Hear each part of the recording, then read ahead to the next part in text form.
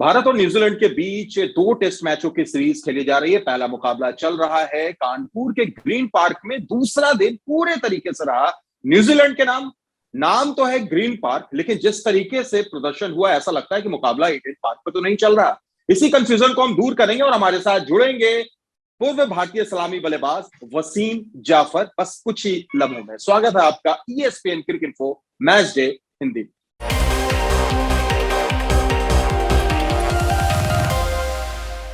वसीम भाई, बहुत बहुत स्वागत है आपका ईएसपीएन क्रिकेट इन्फो में।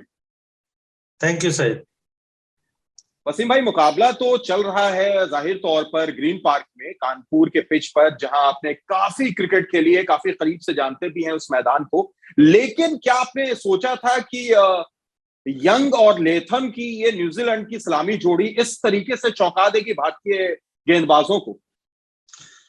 जी नहीं, मुझे लेथम से तो उम्मीद थी, क्योंकि लेथम अपने सब कॉन्टिनेंट में काफी अच्छा खेला हुआ है।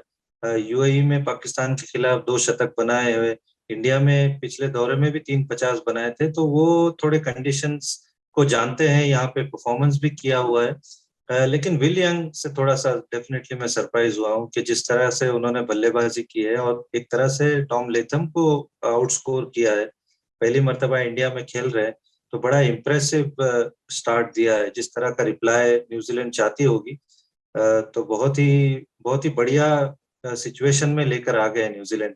सऊदी ने जिस तरीके की गेंदबाजी की और जो मैंने इंट्रो दिया था, शुरुआत की थी उन्हीं को लेकर की थी कि ऐसा लगा ही नहीं कि आज मुकाबला ग्रीन पार्क में हो रहा हो। आज मुकाबला लग रहा था कि ईडन पार्क में चल रहा है। और क्या जबरदस्त स्विंग देखने को मिली सऊदी की गेंद से, और साथ ही साथ वो जो सीम का इस्तेमाल कर रहे थे वो भी बड़ी सटीक और सीधी जा रही थी। तो सऊदी के बारे में भी कुछ बताइए, किस तरीके से उन्होंने भारतीय पारी में समझिए कि सेंध लगा दी।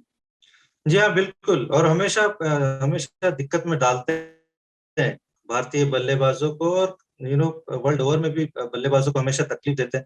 बहुत इंटेलिजेंट बॉलर है, क्रीज का बड़ा अच्छा इस्तेमाल करते हैं, आउट स्विंग करते हैं, फिर वाइड ऑफ द क्रीज जाके वहां से स्ट्रेट बॉल डालते हैं।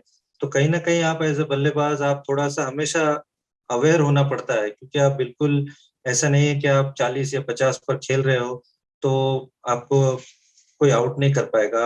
हमने आज भी देखा कि जिस तरह से उन्होंने रविंद्र जडेजा को आउट किया, एक अच्छी तरह से सेटअप किया, डीप स्क्वायर लेग लिया हुआ था, और उसके बाद आगे की गेंद पे उनको फंसाया। तो वो बहुत ही इंटेलिजेंट बॉलर है, स्विंग का अच्छा इस्तेमाल करते हैं, क्रीज का बड़ा अच्छा इस्तेमाल करते हैं, और यही चीज हमेशा से वो, और हमेशा ऐसी जगह पे डालते हैं जहाँ पे आप हमेशा अनश्योर होते हो कि आपको फ्रंट फुट पे जाना है या बैक फुट पे जाना है। स्लिप्स हमेशा उनके टाइम पे गेम में होती है। हालांकि हम देख रहे हैं कि पिच में इतना बाउंस नहीं है, लेकिन फिर भी उन्होंने कई विकेट के पीछे लिए, तो ये मानना पड़ेगा कि बहुत ही बढ़िया बॉलिंग की। बिल्कुल, और इसमें कोई शक नहीं, जैसा आपने कहा कि काफी इंटेलिजेंट बॉलर हैं। लेकिन मेरा थोड़ा सा आपसे सवाल ये भी है वसीम भाई कि क्या हमारे जो बल्लेबाज थे, टीम इंडिया के जो बल्लेबाज थे, खासतौर से लोअर ऑर्डर, रिद्धिमान साहा, अक्षर पटेल, ये थोड़ा और टिक सकते थे, थोड़ा और समय बिता सकते थे? रविंद्र जडेजा भी। जी हाँ, बिल्कुल। रविंद्र जडेजा को तो आप नहीं ब्लेम करोगे, क्योंकि उन्होंने 50 रन बनाए, एक अच्छी साझेदारी जो हमारे लिए हुई थी, उसी वजह से हम लोग ये स्कोर के आसपास पहुंचे। बट कहीं ना कहीं थोड़ा रिद्धिमान साहा हो गए या अक्षर पटेल हो गए, थोड़ा इनसे कंट्रीब्यूशन अगर होता तो मे भी हम लोग 400 के आसपास पहुंच जाते और शायद बहुत अच्छी स्थिति में होते।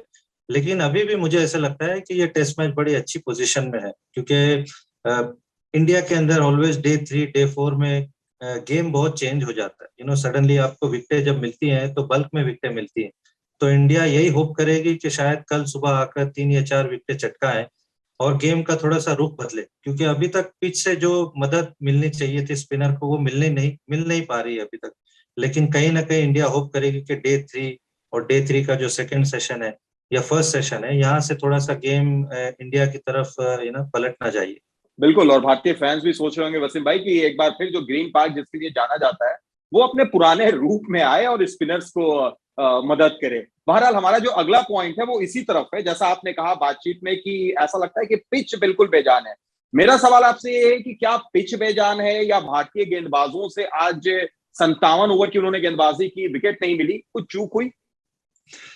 नहीं, आई डोंट थिंक चूक ऐसे एज सच हम कह सकते हैं, क्योंकि यही हमारे गेंदबाज दुनिया की सारी टीमों के सामने ऐसा प्रदर्शन किया है कि हम 2013 से एक भी सीरीज इंडिया में नहीं हारे। ये सिर्फ 57 ओवर की गेंदबाजी है जहां पर आपको क्रेडिट देनी होगी कि इनके दोनों ओपनर्स ने बहुत बढ़िया बल्लेबाजी की। तो कहीं ना कहीं थोड़ा सा ये हमको सोचना भी होगा कि सामने वाले ने भी अच्छी पारी खेली है।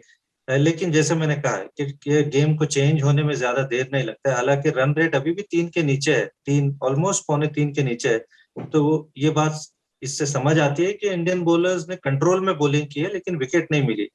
लेकिन हो सकता है कि एक विकेट मिले और फिर लाइन में हमको 2-3 विकेटें मिल जाए, जो कि हमेशा इंडिया में होता है। और इंडिया में बहुत कम टीमें ऐसी हैं जो इंडिया को 5वें दिन तक टेस्ट मैच में ले जाती। तो कहीं ना कहीं ये क्रेडिट है न्यूजीलैंड के लिए कि उन्होंने 2 दिन के अंदर एक बराबरी का मुकाबला खेला है। हालांकि हम देखते हैं कि इंडिया में जो भी टीम टॉस जीतती है वो टेस्ट मैच डोमिनेट करती है, और इंडिया ने ये टेस्ट मैच में टॉस जीता, रन भी बनाए, लेकिन न्यूजीलैंड दोनों दिन में अगर देखोगे तो बराबरी का मुकाबला किया है। तो ये कहीं ना कहीं मुझे लगता है कि एक काबिल तारीफ बात है उनकी। बिल्कुल काबिल तारीफ बात है वसीम भाई। 33 साल हो गए हैं न्यूजीलैंड को भारत में आके मैच जीते हुए, और जैसा आपने कहा जो स्टैट्स बताते हैं कि एक बार भारत में अगर 340 345 का स्कोर कोई टीम बना लेती है तो वहां से हारना बड़ी मुश्किल वाली बात हो जाती है। लेकिन ये भी ना भूले कि अब जो न्यूजीलैंड है वो ये कोई आम न्यूजीलैंड नहीं है, अंडरडॉग्स का जमाना गया, ये वर्ल्ड टेस्ट चैंपियनशिप जीत कर आई है और वो टीम खेल रही है।